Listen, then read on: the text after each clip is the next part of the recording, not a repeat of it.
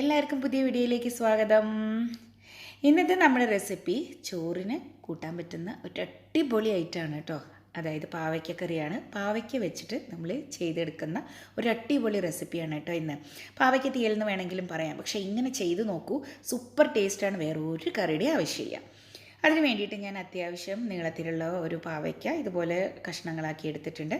ഒരെണ്ണമാണ് കേട്ടോ ഞാൻ എടുത്തിട്ടുള്ളൂ. അത് അത്യാവശ്യം നീളമുണ്ട്, പക്ഷേ വണ്ണം കുറവുള്ള ഒരു തരം പാവയ്ക്കയാണ്.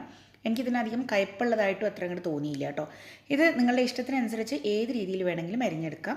അതിൻ്റെ കൂടെ തന്നെ ഒരു 4 പച്ചമുളക്, ചെറിയ പച്ചമുളക് ഞാനിതിലേക്ക് ചേർത്ത് കൊടുത്തിട്ടുണ്ട്. ചെറുതായി നടു വളർത്തിയിട്ടേ ഉള്ളൂ. ഇനി ഇതിലേക്ക് വേണ്ടത് കൊച്ചുള്ളിയാണ്. കൊച്ചുള്ളിക്ക് പകരം നിങ്ങൾക്ക് വേണമെങ്കിൽ സവോള, ഒരു ചെറിയ 2 സവോള നിങ്ങൾക്ക് എടുക്കാം. ഞാനിതിലേക്ക് കൊച്ചുള്ളി തന്നെയാണ് കേട്ടോ എടുക്കാറ്. ഈ പാവയ്ക്കും കൊച്ചുള്ളിയും കൂടി ഈ രീതിയിൽ ചെയ്യുമ്പോൾ ഭയങ്കര സ്വാദാണ്. ഏകദേശം ഒരു കയ്പ്പയ്ക്കൊക്കെ ഞാൻ 10-15 ചെറിയ ഉള്ളി എടുത്തിട്ടുണ്ട്. ഇതൊക്കെ ഒന്ന് വലിയ വലിയ ചെറിയ ഉള്ളികളൊക്കെ ഞാൻ 1-2 കട്ട് ചെയ്യും കേട്ടോ. ഇനി നമുക്ക് പാന് ചൂടാക്കാൻ വയ്ക്കാം. ഇതിലേക്ക് വറുത്തെടുക്കാനുള്ള ചേരുവ ആദ്യം വറുത്തെടുക്കാം. പാനൊന്ന് ചൂടായി വരുമ്പോൾ അതിലേക്ക് 2 പിടി നാളികേരം ചേർത്ത് കൊടുക്കാം. ഒപ്പം തന്നെ ഒരു 1/4 ടീസ്പൂൺ ഉലുവയാണ് കേട്ടോ ചേർക്കുന്നത്. ഉലുവ ചേർത്ത് കൊടുക്കുക. ഇനി ഇതിലേക്ക് വേണ്ടത് കുരുമുളകാണ്. 1/2 ടീസ്പൂൺ കുരുമുളക്, മുഴുവൻ കുരുമുളക് ചേർത്ത് കൊടുക്കാം. ഇനി ഇതിലേക്ക് ഒരു തണ്ട് കറിവേപ്പിലയും കൂടിയും ചേർത്ത് മീഡിയം ഫ്ലെയിമിൽ ഇട്ട് കൊടുത്ത് നമുക്കൊന്ന് വഴറ്റി കൊടുക്കാം.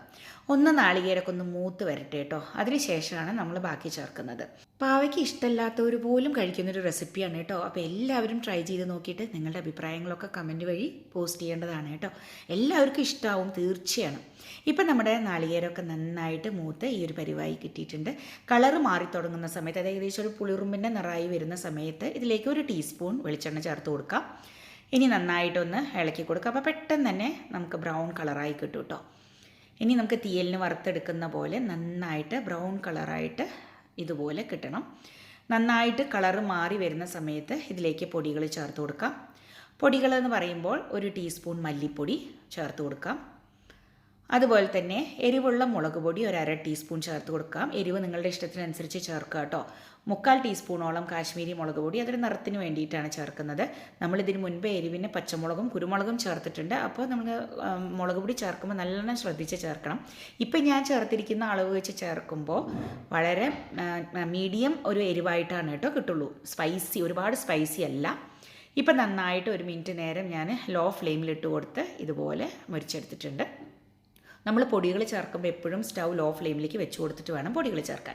പൊടികൾ ചേർത്തതിന് ശേഷം ഇതുപോലെ 1 മിനിറ്റ് വഴറ്റി അത് ഞാൻ മാറ്റി വെച്ചു കേട്ടോ. ചൂടാറട്ടെ. അതിന് ശേഷം നമുക്ക് ഒട്ടും വെള്ളം ചേർക്കാതെ നമുക്കത് അരച്ചെടുക്കണം. ഇനി നമുക്ക് കയ്പ്പയ്ക്കൊക്കെ ഒന്ന് വഴറ്റിയെടുക്കണം. അതിന് വേണ്ടിയിട്ട് ഞാൻ ഏകദേശം 1 ടേബിൾ സ്പൂൺ വെളിച്ചെണ്ണ ചേർത്ത് കൊടുത്തിട്ടുണ്ട്. ഇതിലേക്ക് 1/2 ടീസ്പൂൺ ഉലുവയും 1 ടീസ്പൂൺ കടുകും കൂടിയും ചേർത്ത് നന്നായിട്ട് പൊട്ടിച്ചെടുക്കുകയാണ് കേട്ടോ. നമ്മൾ വറുത്തിടുന്നത് ലാസ്റ്റ് വറുത്തിടുന്നില്ല, നമ്മൾ ഇപ്പോഴാണ് കേട്ടോ വറുത്തിടുന്നത്. എന്നിട്ടാണ് കയ്പ്പയ്ക്ക വറുക്കുന്നത്. അതിനുശേഷമാണ് ബാക്കിയെല്ലാം ചെയ്യുന്നത് കേട്ടോ. ഇപ്പം കടുകെല്ലാം പൊട്ടി വന്ന സമയത്ത് വറ്റൽമുളകും കറിവേപ്പിലയും ചേർത്ത് കൊടുത്ത് അതിലേക്ക് നന്നായി കഴുകി വൃത്തിയാക്കി എടുത്ത കയ്പ്പയ്ക്ക കൂടി ഇതിലേക്ക് ചേർത്ത് കൊടുക്കുകയാണ് കേട്ടോ. ഇനി നന്നായിട്ടൊന്ന് മീഡിയം ഫ്ലെയിമിൽ വെച്ച് കൊടുത്ത് നമുക്ക് കയ്പ്പയ്ക്ക ഒന്ന് വഴറ്റിയെടുക്കണം. വഴറ്റുമ്പോഴാണ് ഏകദേശം ഒന്നിങ്ങനെ ചെറുതായി വെന്ത് വരുന്ന പോലെ കയ്പ്പയ്ക്കയുടെ മണമെല്ലാം വരും. ആ സമയത്താണ് ബാക്കിയുള്ളതൊക്കെ ചേർക്കാൻ പാടുള്ളൂ. കയ്പ്പയ്ക്ക വറുക്കാതെ ചെയ്താൽ ഇതിന് അത്ര സ്വാദ് കിട്ടില്ല കേട്ടോ. 1 മിനിറ്റ് നേരം ഒന്ന് മീഡിയം ഫ്ലെയിമിലിട്ട് കൊടുത്ത് വഴറ്റിയതിന് ശേഷം ഇതിലേക്ക് ചെറിയ ഉള്ളി ചേർത്ത് കൊടുക്കാം. വലിയതായിട്ടുള്ള ചെറിയ ഉള്ളികളൊക്കെ ഞാൻ 2-3 ആയിട്ട് കഷ്ണങ്ങളാക്കിയിട്ടുണ്ട് കേട്ടോ. ഇനി നമുക്ക് മീഡിയം ഫ്ലെയിമിൽ വെച്ച് കൊടുത്തന്നെ ഏകദേശം ഒരു 3-4 മിനിറ്റ് നേരം ഇതിന് വഴറ്റി നന്നായിട്ടൊന്ന്, അതായത് കയ്പ്പയ്ക്കൊക്കെ ഏകദേശം വെന്ത് വരുന്ന രീതിയിൽ ഉള്ളിയൊക്കെ നന്നായിട്ട് മൂത്ത് വരുന്ന ഈ ഒരു പരുവത്തിൽ ആവുന്നവരെ നമുക്കൊന്ന് വഴറ്റിയെടുക്കണം കേട്ടോ. ഇതിന് ഏകദേശം ഒരു 2-3 മിനിറ്റ് നേരം എടുക്കുന്നുണ്ട്. മീഡിയം ഫ്ലെയിമിൽ ഇട്ട് കൊടുത്ത് ഇളക്കി കൊടുക്കണം കേട്ടോ എപ്പോഴും. ഇനി ഇതിലേക്ക് മഞ്ഞൾപ്പൊടി ചേർത്ത് കൊടുക്കാം. 1/2 ടീസ്പൂൺ മഞ്ഞൾപ്പൊടി ഇപ്പോൾ ചേർത്ത് കൊടുത്ത് 1 മിനിറ്റ് നേരം ഒന്ന് വഴറ്റി കൊടുക്കുക കേട്ടോ. ആദ്യം തന്നെ മഞ്ഞൾപ്പൊടി ചേർക്കാഞ്ഞത്, അപ്പോൾ മഞ്ഞൾപ്പൊടി ഒരുപാട് അങ്ങോട്ട് മൂത്ത് കരിഞ്ഞു പോവും. മാത്രമല്ല കയ്പ്പയ്ക്കയുടെ നമുക്ക് ആ ഒരു മുരിഞ്ഞ ഒരു മണം കിട്ടൂല. അതുകൊണ്ടാണ് ഇപ്പോൾ 1 മിനിറ്റ് മഞ്ഞൾപ്പൊടി വഴറ്റിയതിന് ശേഷം 1 നെല്ലിക്ക വലുപ്പത്തിലുള്ള പുളി 1/2 ഗ്ലാസ് വെള്ളത്തിൽ പിഴിഞ്ഞെടുത്തിട്ടുള്ളത് ഞാൻ അതിലേക്ക് ചേർത്ത് കൊടുത്തിട്ടുണ്ട്. ഒപ്പം തന്നെ 1/2 ഗ്ലാസ് വെള്ളം കൂടിയും ചേർത്ത് നമുക്ക് ഇളക്കി കൊടുക്കാം. പാവയ്ക്കയുടെ കയ്പ്പിനനുസരിച്ച് ചേർക്കണം പുളിയും ഉപ്പും എല്ലാം കേട്ടോ. ഇപ്പം ഞാൻ ആവശ്യത്തിനുള്ള ഉപ്പ് കൂടി ചേർത്ത് കൊടുത്തിട്ടുണ്ട്. ഇനി നമുക്കൊന്ന് ഇളക്കി കൊടുക്കാം. നന്നായി തിളച്ച് വന്നിട്ടുണ്ട്. ഈ സമയത്ത് നമുക്ക് ഒട്ടും തന്നെ വെള്ളം ചേർക്കാതെ നമ്മൾ വറുത്ത് വെച്ചിരിക്കുന്നത് അരച്ചത് ഞാൻ ഇതിലേക്ക് ചേർത്ത് കൊടുക്കുകയാണ് കേട്ടോ.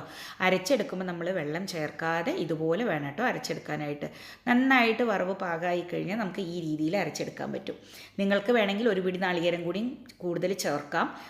ഒഴിച്ചു കൂട്ടാനായിട്ടാണ് നിങ്ങൾ ഉണ്ടാക്കുന്നതെന്നുണ്ടെങ്കിൽ ഇതിലേക്ക് ഒരു 1.5 പിടിയും കൂടിയും കൂടുതൽ ചേർത്തിട്ട് നിങ്ങൾക്ക് ഉണ്ടാക്കാം കേട്ടോ. ഞാനിവിടെ കുറുകിയ ഒരു ഗ്രേവി ആയിട്ട് തൊടുകറി പോലെയുള്ള രീതിയിലാണ് കേട്ടോ ഉണ്ടാക്കുന്നത്. ഇവിടെ എല്ലാവർക്കും അങ്ങനെ കഴിക്കാനാണ് ഇഷ്ടം.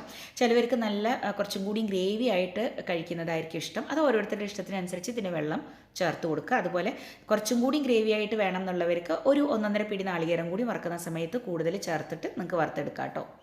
ഇപ്പം ഞാൻ നന്നായി തിളച്ച് വന്നപ്പോൾ അടച്ചു വെച്ച് ഇനി നമുക്കൊരു 5 മിനിറ്റ് നേരം പാവയ്ക്ക് വേവാൻ വേണ്ടിയിട്ട് അടച്ചു വയ്ക്കാം. അപ്പം 5 മിനിറ്റ് കഴിഞ്ഞ് നമ്മുടെ കറി കണ്ടോ തിളച്ച് നല്ലോണം എണ്ണയെല്ലാം തെളിഞ്ഞ് വന്നിട്ടുണ്ട്. ഇതാണ് കേട്ടോ അതിൻ്റെ പരുവം. ഇപ്പം നിങ്ങൾക്ക് ഉപ്പും എരിവും അതുപോലെ പുളിയെല്ലാം പാകമല്ലേ എന്ന് നോക്കാം. ഇല്ലെങ്കിൽ ഈ സമയത്ത് ചേർത്ത് കൊടുത്ത് നന്നായി തിളപ്പിച്ചെടുക്കാം കേട്ടോ. എനിക്കെല്ലാം പാകമായിരുന്നു, അതുകൊണ്ട് ഞാൻ ഇനി വേറെ ഒന്നും ചേർക്കുന്നില്ല. ഒരു 2 കറിവേപ്പില മാത്രം ചേർത്തിട്ട് അടച്ചു വയ്ക്കണം.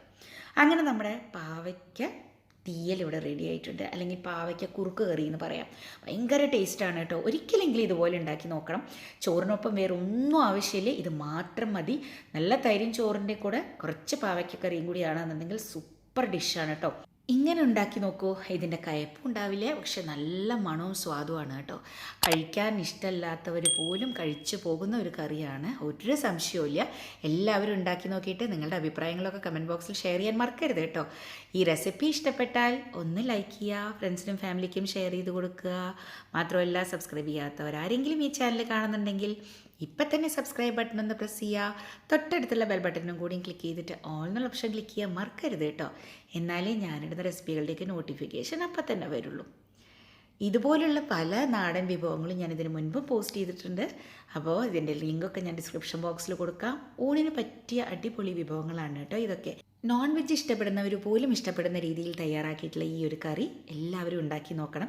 എപ്പോഴും നോൺ വെജ് മാത്രം കഴിക്കാതെ വെജിറ്റബിൾസിനും ഇമ്പോർട്ടൻസ് കൊടുത്ത് മക്കൾക്ക് ഇതുപോലെ ഉണ്ടാക്കി കൊടുത്താൽ അടിപൊളിയായിരിക്കും കേട്ടോ. വേറൊരു ഈസിയും ടേസ്റ്റി ആയിട്ടുള്ള റെസിപ്പിയായി കാണാം. താങ്ക്